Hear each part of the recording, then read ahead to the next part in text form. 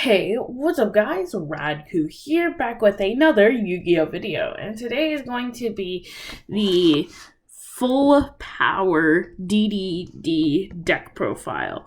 So, Dueling Book is down. I was gonna do this really stupid deck today, but now, I guess I'll do DDDs. Now, this isn't exactly what you'd consider full power DDDs, but it was full power within my budget.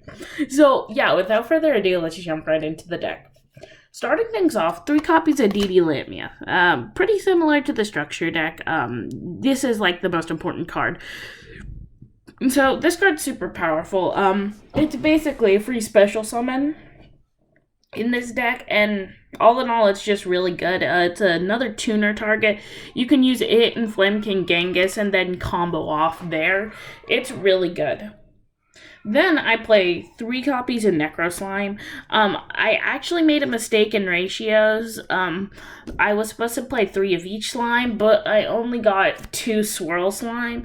But Necro Slime is really good because it's your graveyard fusion plays, but it's fine if you don't choose to run 3 copies of it, because you can actually use a Dark Contract with the gate to fusion summon in the graveyard, so it doesn't really matter, but it does get another material in the grave. I played 2 copies of Swirl Slime by accident. I didn't order the 3rd copy, so I guess I'm stuck at 2. But Swirl Slime is really, really good. It removes the need for one of the Dark Contract cards.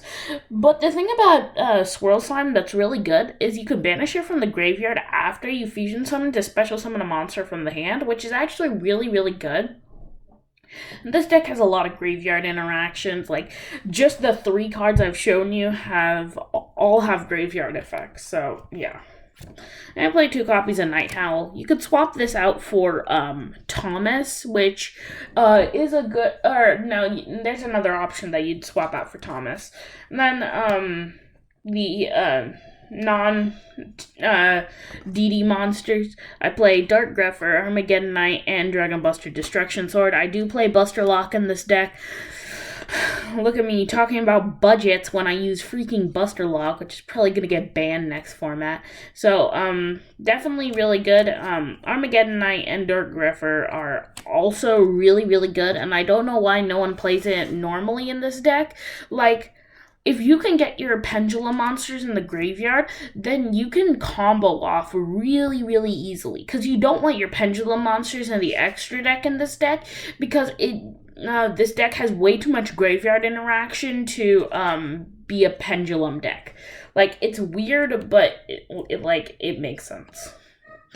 Going into the pendulum monsters, 3 copies of Kepler. This searches your searcher in the deck, which is Dark Contract with the Gate, and all in all, it's just a really, really good card, and I definitely suggest playing 3 of it. Plus, most of these cards you can pick up in the structure deck, so it's not like you're losing a ton of money by playing 3 of it. Play 3 copies of DD Savant Copernicus. Copernicus is broken. Like, it's really good. It's a foolish burial for this deck, because you really, really want to send as many cards of your pendulum cards to the graveyard as possible and not send them to the extra deck. So you have cards like Copernicus, you have Dark Grepher and Armageddon Knight, you have Foolish Burial in the deck, and a few of your Savant cards have the ability to discard them to gain an effect, or like to get back your Dark Contract cards, which is really good because that means you just get them in the graveyard. I played 2 copies of DD Savant Newton. Savant Newton's pretty good. I kind of like it as a 2 of. I would suggest swapping this or Night Howl out for Thomas, but Newton would be a decent one-off in the deck, just because I kind of like how it works. Like, I've actually never pendulum summoned in this deck. This deck is just such a good combo deck, and its effect to discard it and it sends it to the graveyard is actually really, really good in the deck, because by discarding it, you're getting materials into the graveyard, which is really, really important. I played 2 copies of DD Savant Galilei. Same reason why I played Newton. This card can discard it to add Dark Contract or DD card from your field to your hand. So the thing that I usually do is, let's say I activate Dark Contract with the Swamp King.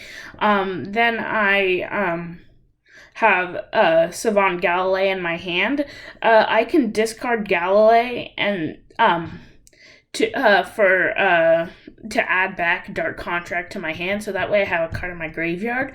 Then I can activate Dark Contract with the Swamp King, fuse like a Lamia and a Swirl Slime in my hand. Then I can use Dark Contract with the Swamp King to fuse from the graveyard again. So that way I could get 2 Gengises on the field, which is really, really good. Then I play 3 copies of Oblivion King Abyss Ragnarok. This card's really good. It's one of your main graveyard interactions, and it's all in all just like a really good card, as well as the fact that it's a special or a beat stick that you can summon out pretty easily in this deck because of how much graveyard interaction it has. Then I play, to round out the monsters, 2 copies of Chaos King Apocalypse. This card's really good just because it's in a free special summon. This is, funny enough, this ended up being my main target for Dragon Buster Destruction Sword most of the time. So, yeah, it's a really good card, and I really like it. So, that is it for the monsters. Moving into the spells. Again, this is very, very similar to the structure deck, maybe adding in like an extra $20. 3 copies of Allure. Allure is broken, I don't care what you say. It's amazing in this deck just because it's basically a pot of greed. You don't need to worry about banishing your cards because this is just that good. Being able to draw 2, then being able you just need to banish a card. It doesn't really matter if you banish it. You're not going to gain any advantage off of banishing, but you still don't really need to worry about it a ton, and that's basically a pot of greed. 3 copies of Dark Contract with the Swamp King. This might seem weird. Some people only play it at 2 copies because it's searchable, but I really like it at 3 since I accidentally didn't put the 3rd Swirl Slime. But it's really good at 3 because if it's searchable, you can fuse a Lamia and a Necro Slime together, which is actually really, really good and can really get your combos started. And yeah, it's just really, really good. Play 3 copies of Dark Contract with the Gate. This is your searcher of the deck. The reason I said Kepler searches your searchers, it searches this. Really, really important for the deck. And 3 copies of it is absolutely mandatory. Now for the one-ofs, One Foolish Burial sends your Pendulum monsters to the graveyard. Really good. 1 copy of 1-for-1 to special summon a Kepler from the deck, a Lamia from the deck. Really, any level 1 target on the deck is a good searcher. And we have a lot of them. And then going into the traps, 1 copy of Dark Contract with the Witch. This is a solid one-of. I kind of did like it in playtesting. You can send 1 DD or Dark Contract from your hand to the graveyard, then target 1 card on the field, destroy it. And then you can only use this effect once per turn. Then all fiend monsters you control gain 1,000 attack on your opponent's turn early. During the standby phase, take 1,000 damage. So really, you don't need to leave this on the field, but 1, it gives a decent buff. 2, it sends your cards from the hand to the graveyard, which is really good. So you could send like an Oblivion King Abyss Ragnarok to the grave, and that can really help your combos. So this is a good one-of, and definitely a really good inclusion. So that is it for the main deck. Moving into the extra deck, I play 1 copy of Link Karibo. This card's really good because of how many level 1 options we play. Really, you don't need it a ton, but like having it as the Link 1 target, if you can't do anything in the deck, like you're almost always going to be able to fusion summon, but if you can't do anything, go into Link Karibo and sit on it. 1 copy of Saryuja. This card's pretty good. If you can make it, you're basically set. Just that ability to draw 4 and get 1 card back is really good because it can special summon any card from the hand, which means that you can summon like an Oblivion King Abyss Ragnarok, which is really, really good because that can really get your combos going again. 1 copy of Union Carrier. Union Carrier's so busted. Ha ha ha. puns. But Union Carrier is really good. This deck can set it up super easily. Usually you don't need to set up a Union Carrier, but you can equip it to a Gilgamesh. Not really have to worry about a ton of stuff, so yeah. Play 1 copy of Abyss King Gilgamesh. This card's really, really good.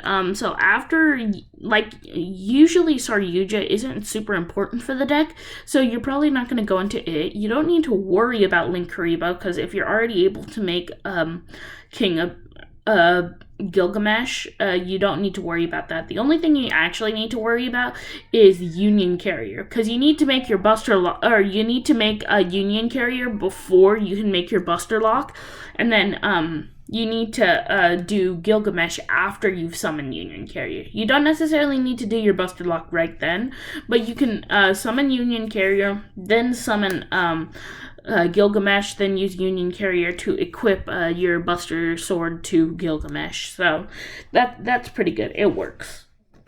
On to the fusion cards. 3 copies of Flame King Genghis. Best card on the deck. Getting a bit pricey, but like this card's utility in the deck is so good. Like, it's another free special summon if you special summon a monster. This deck special summons so much, it doesn't even matter. And you never pendulum summon on the deck, so you don't really need to worry about any of the pendulum counters. Play 3 copies of Dragon Wolf King Beowulf thing. Dragon's Bane Wolf King Beowulf. I don't know. So this card isn't very good. I only play it because it's the only other DD card I have, and it's decent as another fusion target. Like, it's a 3,000 body, and if you just need another beat stick on the field, it's a great option to go into after your plays are done, because you may or may not have a DD in the grave. Play 1 copy of Gus King Alexander. I was debating whether to bump this up to 2 copies, and I forgot to play DDD High Gus King Alexander, but it's fine because you have another target as a level 8, which is 3 copies of Curse King Siegfried. Like I said, this isn't exactly a full power version, but you still have a bunch of good targets in the structure deck that it came in, so just being able to go into these cards are pretty good. And then I just play 1 copy of Wave King Caesar, just another target to go into, and it doesn't have a terrible effect, but you're not going to go into it a ton, because you really don't play a ton of level 4 monsters. But yeah, that's pretty much it for the deck. Please like, subscribe, share, comment, let me know what you thought, and let me know if there's anything you would change about the deck. I know there are a few issues with the deck, but I was just trying to stay within budget, and a few things were an accident, but it turned out pretty good. You can combo pretty well with this deck, and it's all in all just pretty powerful. So yeah, that's pretty much it, and I'll see you in the next Yu-Gi-Oh video. Peace, guys.